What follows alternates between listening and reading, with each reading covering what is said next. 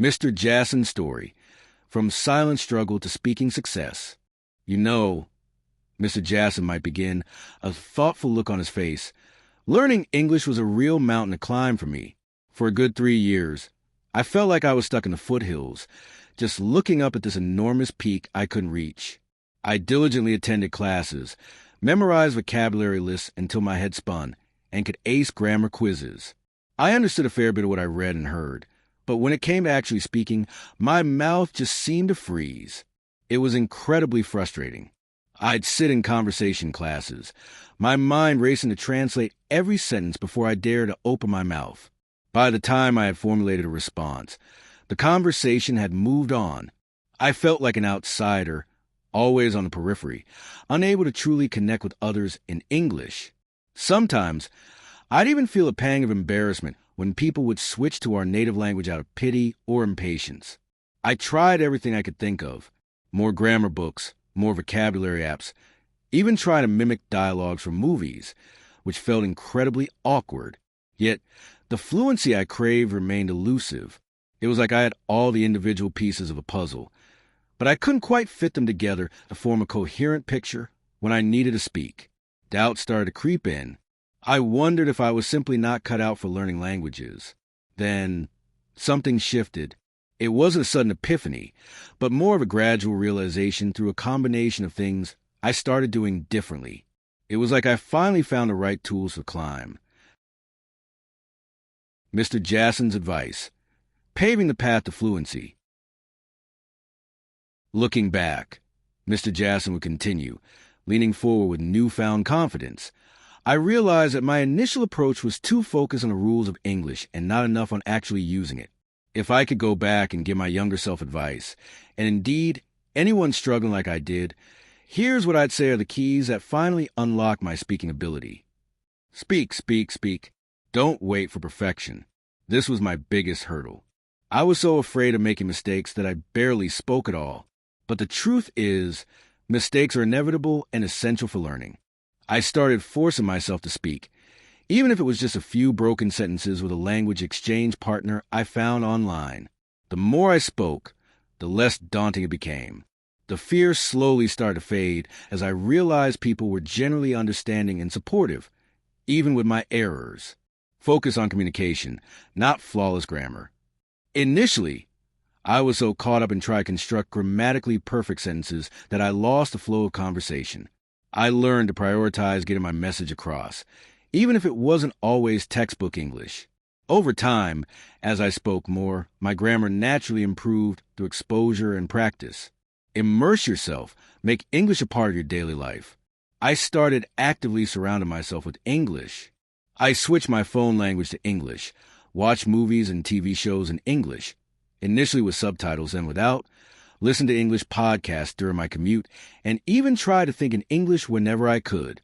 This constant exposure helped my brain get more comfortable with the rhythm and sounds of the language. Learn phrases in chunks, not just isolated words. Instead of just memorizing endless vocabulary lists, I started focusing on learning common phrases and sentence structures that native speakers actually use. This made my speaking sound much more natural and fluent. For example, learning "how's it going" is much more useful in conversation than just knowing how is and going separately. Find your tribe. Connect with other learners and native speakers. Joining conversation groups, both online and in person, was a game changer. It provided a supportive environment to practice, speaking without pressure, and learn from others' experiences. Interacting with native speakers helped me pick up nuances and colloquialisms that textbooks often miss. Don't be afraid to sound silly. Embrace the awkwardness. There were definitely times when I stumbled over words or made funny mistakes. Instead of getting discouraged, I learned to laugh it off. Embracing the awkwardness made the whole process less stressful and more enjoyable. Be patient and persistent. Fluency takes time and effort. There were moments when I felt like I wasn't making any progress, but I learned that consistency is key. Even small amounts of regular practice are more effective than sporadic bursts of intense studying. I celebrated small victories along the way to stay motivated. Looking back at my journey, Mr. Jasson might conclude with a smile, It wasn't about being inherently bad at languages. It was about finding the right approach, shifting my focus from passive learning to active communication. Now, when I speak English, it feels natural, and I can finally connect with people in a way I always dreamed of. It just goes to show that with the right mindset and methods, anyone can overcome their language learning challenges. Mr. Jasson's Learn Foundation, Basic English Grammar. Over 3 years of studying English, Mr. Jasson would have encountered and hopefully grasped the fundamental building blocks of English grammar.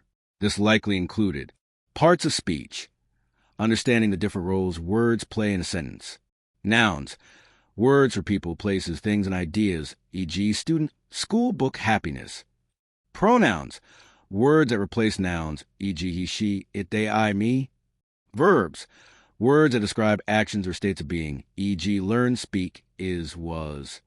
He would have learned about action verbs, e.g. study, write, and linking verbs, e.g. be, seem; adjectives, words that describe nouns, e.g. hard, basic, fluent; adverbs, words that describe verbs, adjectives, or other adverbs, e.g.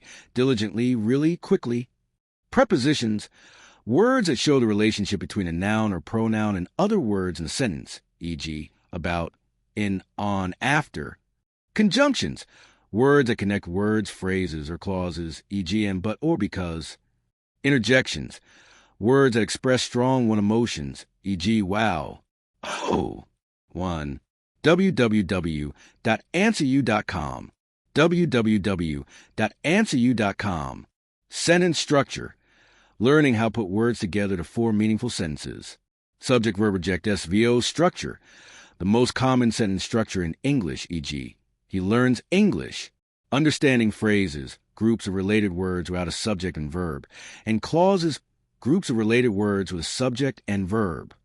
Identifying independent and dependent clauses, and how they are joined to form different types of sentences, simple, compound, complex. Verb tenses. This is often a challenging area for learners. Mr. Jasson would have likely covered present simple, for habits, routine, facts, e.g. studies every day; present continuous, for actions happening now, e.g. he is learning English; past simple, for completed actions in the past, e.g. he learned a lot last year; past continuous, for actions in progress in the past, e.g. he was studying when I called; present perfect, for actions with connection to the present, e.g. he has learned English for 3 years; future simple, using will or going for future plans, e.g. he will speak fluently someday. He might have also touched upon perfect continuous tenses, e.g. he's been studying, and future continuous/perfect tenses, depending on the curriculum. Nouns and articles, understanding singular and plural forms of nouns, e.g. books/books, students/students, and the use of articles a and the. Knowing when to use definite and indefinite articles is a nuanced but crucial aspect. Adjectives and adverbs, learning about imperative and superlative forms, e.g. hard/harder/hardest, quickly/more quickly/most quickly, and their correct placement in sentences. Prepositions, understand the meaning and usage of common prepositions of time, place, and movement, e.g. in the morning, at school, to the store. Modal verbs, learning verbs that express possibility, necessity, permission, etc., e.g. can, could, may, might, will, would, should, must. Active and passive voice, understanding the difference and when to use each, e.g. he studies English versus English is studied by him. Basic sentence types, declarative statements, interrogative questions, imperative commands, and exclamatory exclamations. Mr. Jasson's vocabulary journey. Common topics. Over 3 years, Mr. Jasson would build his vocabulary around various common and essential topics. These likely included everyday life, greetings and introductions. Hello, how are you? Nice to meet you. Family and friends. Mother, father, brother, sister, friend, family. Home and living. House, room, furniture, kitchen, bedroom. Daily routines. Wake up, eat breakfast, go to work/school, sleep. Food and drink. Apple, bread, water, coffee. Eat, drink. Shopping. Buy, sell, money, price, store. Transportation.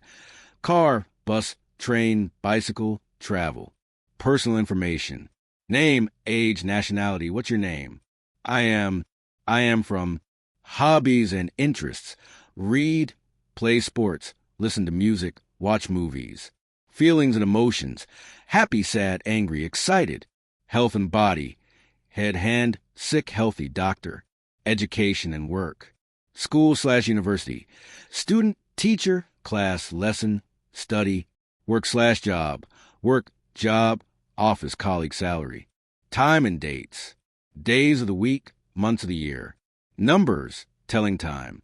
Dates and years. Places and directions. City, country, street, map. Left, right, straight, near, far. Describing things. Colors, shapes, sizes. Qualities, good, bad, interesting, boring. Common actions and activities. Go, come, see, hear, speak, write, read, learn, teach, play. As he progressed, the vocabulary would become more nuanced and specific within these topics. He might have learned synonyms and antonyms, as well as idiomatic expressions related to these areas. However, his struggle with speaking might have meant that while he recognized these words and understood them in context, he hadn't developed the active recall needed to use them fluently in spontaneous conversation. His breakthrough likely involved shifting from passive vocabulary recognition to active vocabulary production through consistent speaking practice.